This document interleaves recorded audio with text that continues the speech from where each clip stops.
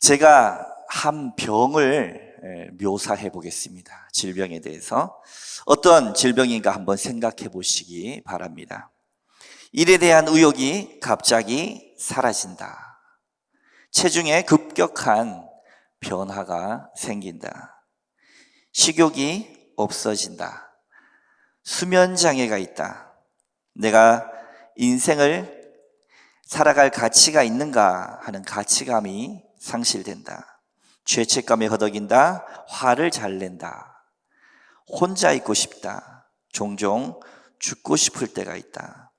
보통 인구의 10% 정도가 이 병을 앓고 있다고 합니다. 그리고 이 병은 여자의 경우는 남자보다 갑절이 더 많다고 합니다. 이 병의 이름은 뭘까요? 갱년기. 네, 우울증이 정답입니다. 우울증입니다, 우울증. 하지만 10%라고 하는 것, 인구의 10% 정도라고 하는 것도 병원 치료를 받아야 할 사람의 수치에 불과합니다. 실제로 인생을 살아다 가다 보면 한두 번, 세네 번 정도 이 우울증에 걸리지 않은 사람은 없다, 이렇게 이야기합니다. 우울증이라는 단어가 생기기 전 우리 신앙의 선배들은 아주 특별한 말로 이 증상을 묘사했습니다. 사막 교부 시대의 표현 가운데 하나는 영혼의 어두운 밤이다, 이렇게 이야기합니다. 우울증이라는 게 현대적 의학 용어니까 과거에도 그런 비슷한 증상의 사람을 봤을 때 영혼의 어두운 밤이다, 이렇게 표현했다는 거예요. 하나님의 백성들도 심지어 하나님의 사람들도 이 영혼의 어두운 밤을 지날 수 있다라고 하는 사실입니다. 짧게는 한 달, 길게는 수년간, 그리고 심각한 경우에는 수십 년 동안 약을 먹고 때론 입원하면서 우울증을 안고 살아가기도 합니다. 어떤 이는 우울증을 영적인 침체기다라고 부르기도 합니다. 오늘 본문 열왕기상 19장을 보면 바로 이런 우울증, 영혼의 어두운 밤, 영적 침체기라 불려지는 상황에 빠진 인물을 우리가 만나볼 수 있습니다. 그런데 이 사람은 무신론자가 아닙니다. 그는 평범한 하나님의 백성도 아니었습니다. 하나님이 특별히 쓰시던 사람이었습니다. 그럼에도 불구하고 이 사람도 이러한 병에 빠져 들어갔던 것입니다. 그가 누구였습니까? 엘리야입니다. 오늘의 말씀의 주인공 엘리야가 그러했습니다. 그대로 주저앉아 있어서는 안 될 엘리야. 바로 그 엘리야에게 붙여진 하나님 별명은 하나님의 사람이었어요. 원래 이 사람의 별명은 하나님의 사람입니다. 얼마나 좋은 별칭입니까? 너 하나님의 사람아. 구약의 역사를 만들어 온 대표적인 두 인물이 있다면 한 사람은 율법을 대표하는 모세이고 한 사람은 오늘의 주인공인 선지자를 대표하는 엘리야였습니다. 신약시대에 예수님이 변화산상에 올랐을 때에 변화된 모습으로 제자들에게 확 나타났을 때 바로 한편에는 모세가 한편에는 엘리야가 등장할 정도로 엘리야의 이 성경적인 위치는 굉장히 높았습니다. 그런 그가 오늘 4절 말씀에 어떤 상황에 빠졌는가 한번 살펴보기를 바랍니다. 오늘 말씀 19장 4절 말씀 함께 읽어보도록 하겠습니다. 시작. 자기 자신은 광야로 들어가 하룻길쯤 가서 한 로뎀나무 아래에 앉아서 자기가 죽기를 원하여 이르되 여호와여 넉넉하오니 지금 내 생명을 거두시옵소서. 나는 내 조상들보다 낫지 못하나이다 하고.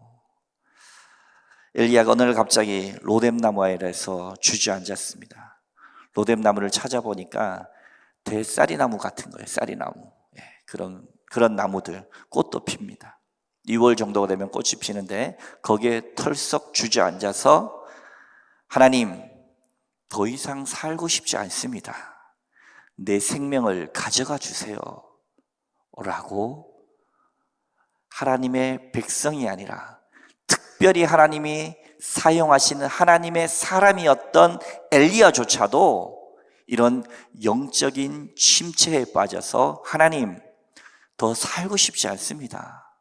내 생명을 가져가 주세요 라고 기도하는 때가 있었다라고 하는 사실입니다. 하나님의 사람이 어떻게 이럴 수가 있습니까? 하나님의 사람도 이럴 수가 있습니다. 다른 말로 하면 우리도 그럴 수 있습니다. 인생을 살다가 이런 우울증이 혹은 영혼의 어두운 밤이, 영적인 침체가 내 인생의 장을 덮쳐올 때, 그리고 로뎀나무 아래에서 인생을 포기하고 싶어질 때 우리는 어떻게 하면 좋겠습니까? 저는 믿는 사람이나 믿지 않는 사람이나 다 똑같이 우울증에 걸릴 수 있다고 생각합니다. 하나님께서 햇빛과 비를 모든 사람에게 공평하게 내리듯 모든 사람은 공평하게 우울해질 수 있습니다. 그러나 다른 것이 있습니다. 그것은 믿는 사람이, 하나님의 백성이, 하나님의 사람이 이렇게 주저앉았을 때 하나님께서 그를 그냥 내버려 두지 않는다라고 하는 사실입니다. 하나님께서 찾아오십니다. 그것이 하나님의 은혜인 줄로 믿으시기 바랍니다. 하나님이 찾아오시면 우리는 로뎀나무 아래에서 다시 일어설 수 있습니다. 그것이 바로 회복입니다.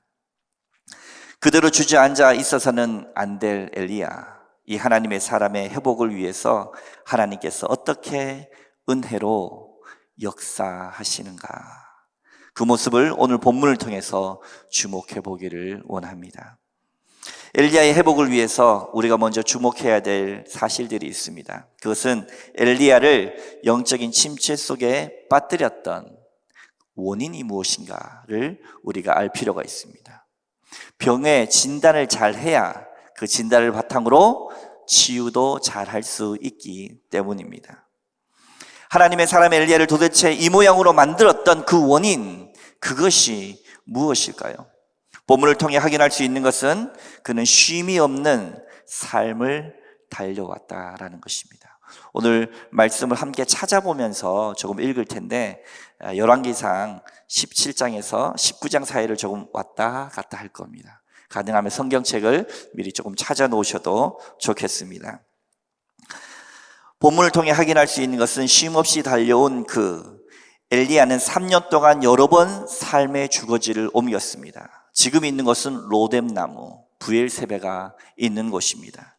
그 전에 그는 갈멜산 산상에서 바알을 섬기는 제사장 450명, 아사랴를 섬기는 제사장 400명, 850대 1로 싸워서 대승을 거둔 갈멜산에도 있었습니다. 뿐만 아닙니다. 그 전에는 레바논 땅 사르밧이라는 곳에도 그는 머물렀습니다. 사르밧 가부 아시죠?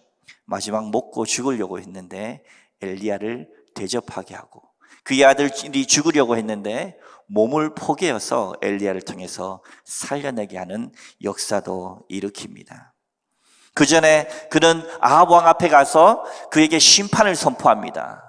계속 이렇게 악하게 행동하면 하나님께서 비할 뿐만 아니라 이슬조차도 내리지 않게 하겠다라고 심판을 선포하고 나서 오단 앞 그릿 시냇가에 숨도록 하나님께서 명하십니다.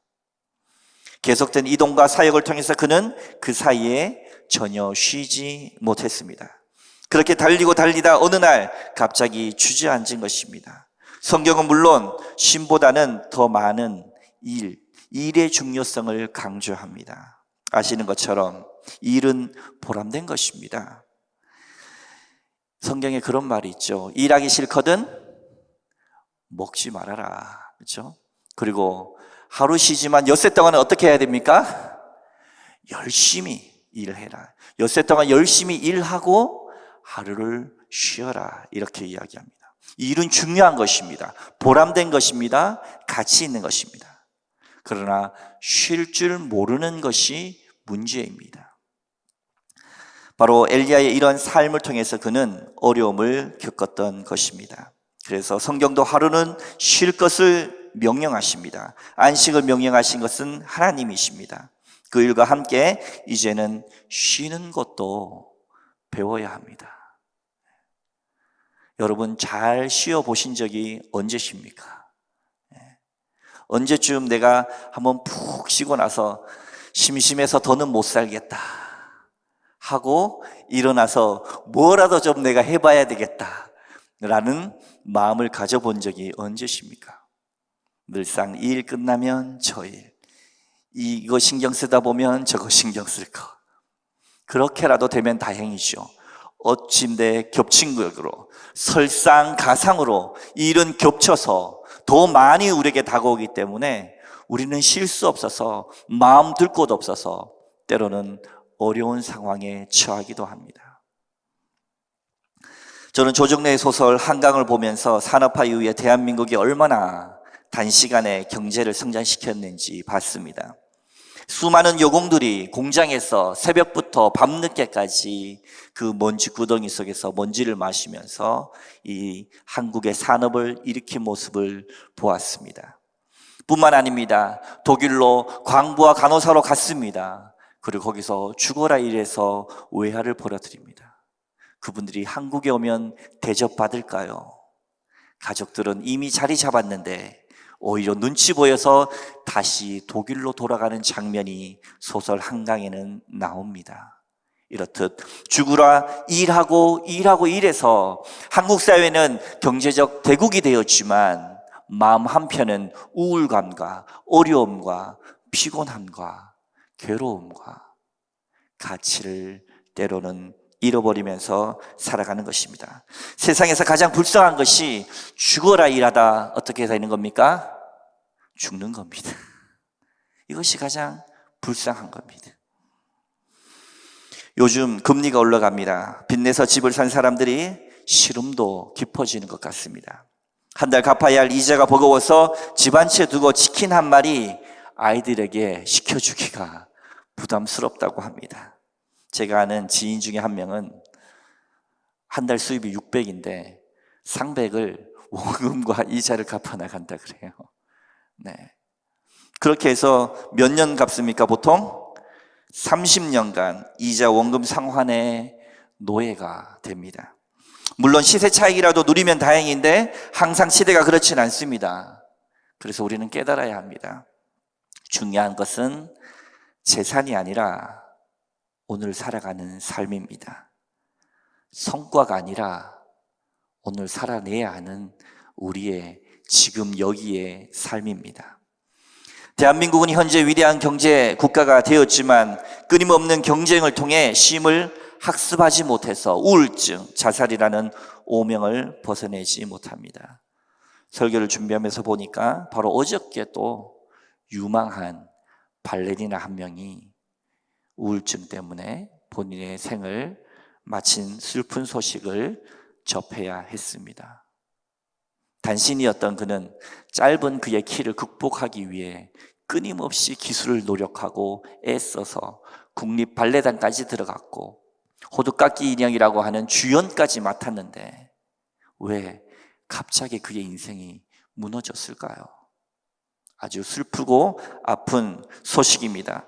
죽으러 달리러 왔는데 자신의 약점까지 극복하며 왔는데 왜 어느 날 갑자기 무너져 내려야 할까요? 자, 엘리야의 영적 침체 우리는 잘 보면서 알아야 합니다. 바로 쉬는 것도 안식도 배워야 하는 줄로 믿으시기 바랍니다. 쉰다고 널브러져 있는 것만이 쉬는 것은 아닙니다. 예배를 드리며 삶을 돌아보는 것, 삶의 방향을 다잡는 것, 내 삶이 어떤가 반추하는 것도 아름다운 안식입니다. 가만히 누워있는 게 쉬는 게 아니에요. 예배 드리는 것, 이것이 진정한 안식인 줄로 믿으시기 바랍니다. 우리가 온 마음을 다해서 마음을 다해서 뜻과 정성을 다해서 하나님께 집중하고 하나님의 임재를 경험하는 것, 하나님을 만나는 것, 이것이 진정한 우리 영혼의 쉼임을 믿으시기 바랍니다. 자, 엘리야의 영적인 침체의 또 하나의 원인을 진단해 봅니다. 첫 번째 원인은 쉼없이 질주했던 그의 삶이었고, 두 번째 원인이 있다면 말씀과 기도의 실종입니다. 뭐라고? 하나님의 사람 엘리야가 말씀과 기도가 실종이 되었다고? 우리 17장 말씀을 한번 찾아보고 싶습니다. 17장 2절 말씀, 우리 열왕기상 17장 2절 말씀을 같이 한번 읽어보겠습니다. 시작. 여호와의 말씀이 엘리야에게 임하여 이르시되. 17장 1절에서 엘리야가 그 당시에 왕이었던 아합 왕에게 가서 하나님의 심판을 선포합니다. 어쩌면 그는 목숨을 걸고 왕 앞에 섰고 하나님께서 말씀하라는 대로 말했습니다. 그랬더니 이전에 오늘 함께 봉독한 것처럼 하나님의 말씀이 엘리야에게 임했습니다. 뭐라고 임했나요? 3절 말씀 읽습니다. 시작. 너는 여기서 떠나 동쪽으로 가서 요단 앞 그릿 시내가에 숨고. 엘리야는 어떻게 보면 목숨을 걸고 아합 왕에게 가서 담대하게 말씀을 전했는데 3절 말씀 보니까 하나님의 영이 임해서 숨어라, 도망가라 이렇게 이야기하는 겁니다. 하나님의 말씀을 따라 숨게 되었습니다. 17장 8절 말씀 읽어보겠습니다. 8절입니다. 시작. 여호와의 말씀이 엘리야에게 임하여 이르시되 사르밧으로 가라. 여호와의 말씀이 엘리야에게 임하여 이르시되 사르밧으로 가라. 거기서 사르밧 가부를 만나 그는 또 하나의 좋은 만남을 가십니다. 그리고 18장 1절도 함께 읽어봅니다. 시작.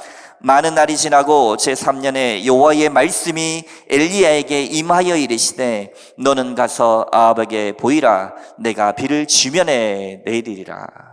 3년이 지나서 아주 오랜만에 하나님께서 여호와의 말씀이 엘리야에게 임하여서 이제는 가서 비를 오게 하겠다고 전하라고 하나님이 엘리야에게 임하여 말씀해 주셨습니다. 그렇게 엘리야는 하나님의 말씀이 임하지 않으면 움직이지 않았습니다. 3년이 지나도록 하나님 말씀이 임하지 않으면 움직이지 않았습니다. 하나님 말씀이 임하니 움직였습니다. 하나님이 가라 하시는 곳으로 갔습니다. 하나님이 숨으라 하시는 곳으로 엘리야는 숨었습니다. 뿐만 아닙니다. 이 모든 갈멜산에서 450대, 850대 1의 싸움을 하고 난 엘리야를 향해서 18장 마지막 절, 18장 46절 말씀을 함께 봉독해 봅니다. 18장 46절입니다. 시작. 여호와의 능력이 엘리야에게 임함에 그가 허리를 동이고 이스라엘로 들어가는 곳까지 아합 앞에서 달려갔더라. 아멘. 갈멜산의 이 큰 사건, 하나님의 말씀을 통하여서 그것이 임하여서 바알 선지자와 아세 선지자를 모두 다 처단하는 놀라운 사건을 경험하면서 여호와의 능력이 엘리야에게 임함에 46절 하나님의 말씀이 임하고 능력이 임함을 통해서 엘리야는 항상 하나님의 말씀을 따라 움직이던 선지자였는데 오늘 본문에서 엘리야는 그 패턴을 놓쳐버립니다. 19장 3절입니다.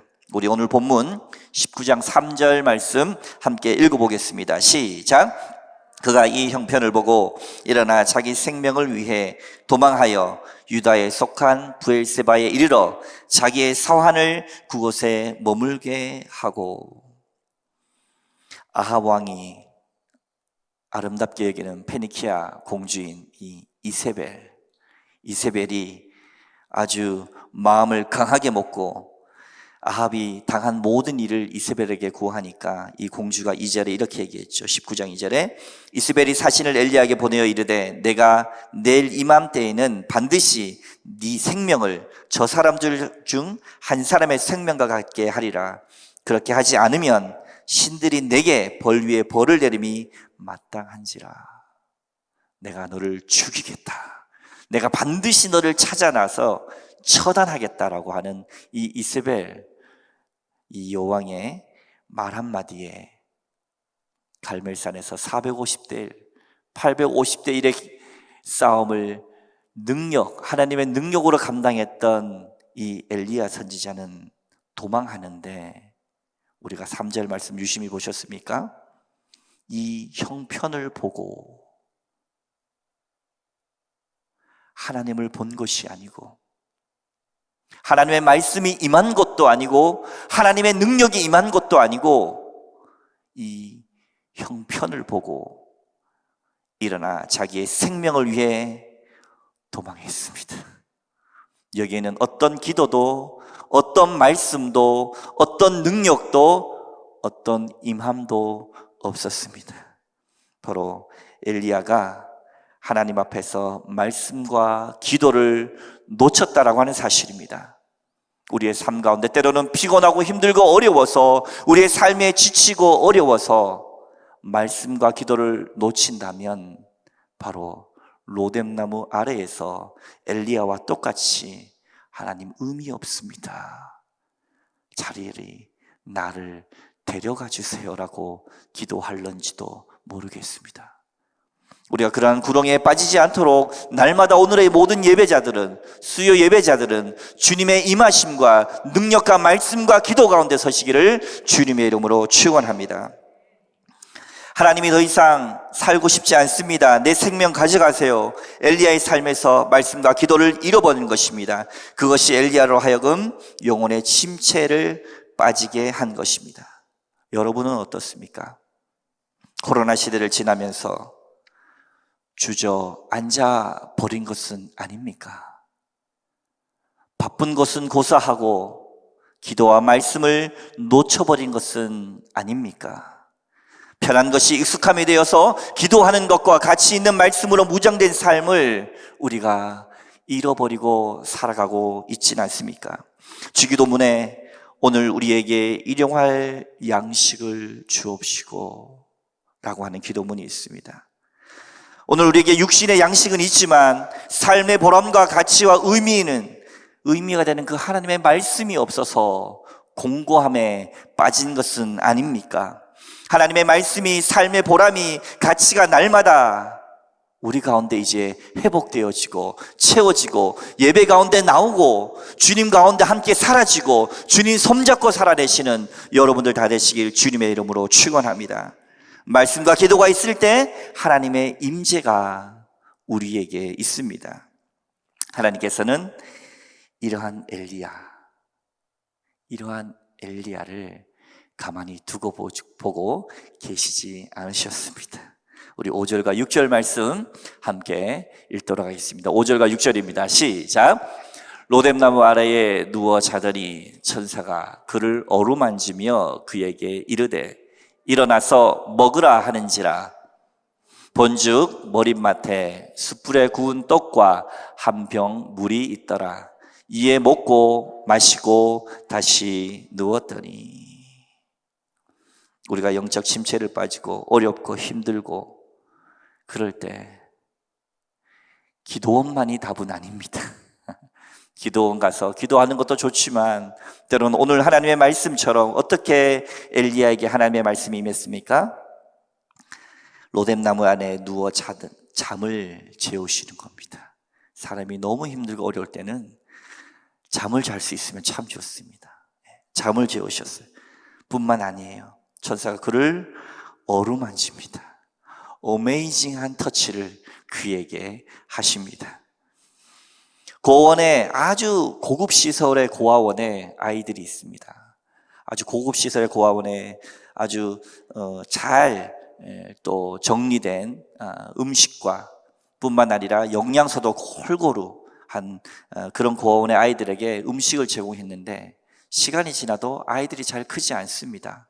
그 원인이 어디에 있다고 밝혀집니까? 눈맞춤이 없어서. 예전에 그런 말 많이 하지 않았습니까?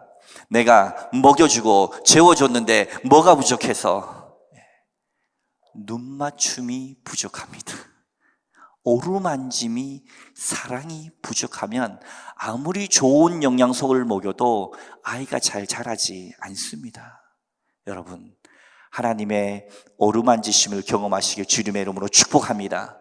하나님과 함께 눈맞춤을 경험하는 여러분 되시기를 주님의 이름으로 축원합니다. 그러고 일어나서 먹으라. 6절에 머리맡에 보니까 숯불에 구운 떡, 가래떡 생각나죠? 가래떡. 가래떡 같은 거 잘 구워진 조청에서 찍어 먹을 수 있는 그 떡과 한 병 물이 있더라. 이걸 먹고 또 어떻게 했습니까? 이에 6절 끝에 또 먹고 마시고 다시 누웠다. 충분히 자고 쉬고 먹고 다시 쉬게 해주심을 통하여서 우리 육체를, 충분한 쉼을 통해 육체를 회복하게 하십니다. 주님의 천사가 다시 그를 깨우면서 먹게 하시고 힘을 얻어서 밤낮 40일 동안 걸어 하나님의 산에 이르게 합니다. 우리 7절과 8절입니다. 먹고 쉬고 자고 나서 우리가 7절과 8절에 무엇을 했는지 함께 봅니다. 7절과 8절입니다. 시작. 여호와의 천사가 또 다시 와서 오르만지며 이르되 일어나 먹으라. 내가 갈 길을 다 가지 못할까 하노라 하는지라. 이에 일어나 먹고 마시고 그 음식물에 힘을 의지하여 40주 40야를 가서 하나님의 산 호렙에 이르니라. 회복시켜서 일어나게 하신 하나님이십니다. 믿는 사람과 믿지 않는 사람의 차이는 여기에 있습니다. 쓰러져 있는 사람을 향해서 주님이 찾아오십니다. 쉬게 하시고 먹이시고 만지시고 회복시키시고 일으키십니다. 그 놀라운 하나님의 은혜가, 동행이, 여호와의 하나님의 말씀의 임재가, 능력이 여러분 가운데 온전히 넘쳐나시길 주님의 이름으로 축원합니다. 한국교회의 성결교단 가운데 부흥사인 이성봉 목사님이라고 계십니다. 아주 유명한 부흥 강사세요. 그 가족분들이 아직 서울 신천 성결교회에 다니십니다. 이성봉 목사님에 대한 간증 중에 이런 이야기가 있습니다. 이성봉 목사님은 살아계실 때 항상 손을 꽉 쥐고 다니셨대요. 이렇게 꽉 쥐고 다니셨대요. 그래서 그 딸이 물었습니다. 아버지, 왜 이렇게 손을 꽉 잡고 다니세요? 그때 이 목사님이 딸에게 웃으시면서 이렇게 이야기했답니다. 나 예수님 손 잡고 다니지. 예수님 손 잡고 다니지. 그랬다는 겁니다. 이성복 목사님 마지막 눈을 감으실 때, 사람이 마지막 영혼이 떠나갈 때, 육체의 모든 기력이 빠질 때 이렇게 손이 다 펴지잖아요. 그런데 이 목사님의 손이 이렇게 굽혀져 있었다는 겁니다. 마지막 예수님이 이 목사님의 손을 잡고 계셨습니다. 오늘 이 저녁 예수님께서 여러분의 손을 잡고 계십니다. 힘들어 아파하고 로뎀나무 아래에서 차라리 날 죽여주세요 라고 말하는 그를 찾아 주님은 손을 잡고 계십니다. 오늘 엘리야와 같이 사랑하는 성도 여러분, 로뎀나무 아래에서 아름답게 회복되어지고 말씀으로 회복되어지고 예배 가운데 회복되어지는 여러분의 인생 다 되시기를 주님의 이름으로 축원합니다. 기도하겠습니다. 사랑과 은혜가 풍성하신 하나님 아버지, 감사합니다. 엘리야의 쉼없는 사역과 말씀과 기도를 잃어버림을 통하여서 이제 그를 찾아와 회복시키시고 임하시고 말씀하시고 능력 가운데 함께 하시고 동행하시며 손잡아 주시는 주님을 경험했습니다. 하나님, 우리도 로뎀나무 가운데서 쓰러져 있을 때 주님 찾아와 붙드시는 줄로 믿습니다. 오셔서 동행하시고 역사하여 주시옵소서. 감사드리며 거룩하신 예수 그리스도의 이름으로 기도하옵나이다. 아멘.